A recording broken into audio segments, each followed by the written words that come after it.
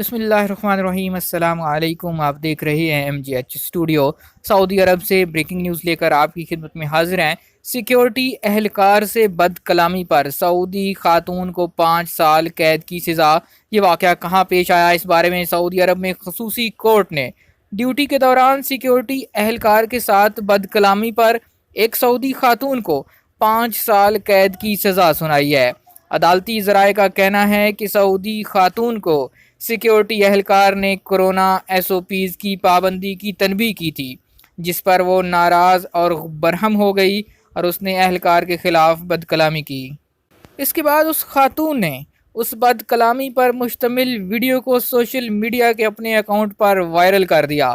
سعودی خاتون کے والد نے اپنی بیٹی کے اس رویے پر برہمی کا اظہار کرتے ہوئے کہا کہ ہم میں سے ہر شخص کو قانون کی پابندی کرنا چاہیے۔ کورونا SOPs کی پابندی ہر شخص کے لیے ضروری ہے۔ میری بیٹی نے جو کیا وہ برا کیا۔ عدالت نے اس واقعے کا نوٹس لیتے ہوئے اس خاتون کو 5 سال قید کی سزا سنا دی۔ ایک اور دوسرے واقعے میں خمیس مشیط پر داغا جانے والا ہوتی ڈرون تباہ۔ سعودی عرب کی اتحادی افواج نے کہا کہ منگل کو ہوتیوں نے خمیس مشیط کو نشانہ بنانے کی کوشش کی، جسے ناکام بنا دیا گیا۔ العربیہ کے مطابق اتحادی افواج نے کہا کہ ہوتی بارودی ڈرون شہری آبادی اور پرائیویٹ املاک کو نشانہ بنانے کے لیے داغا گیا تھا۔ سعودی فضائیہ نے جوابی کارروائی کرتے ہوئے ہوتی ڈرون کو فضا میں مار کر ناکارہ بنا دیا۔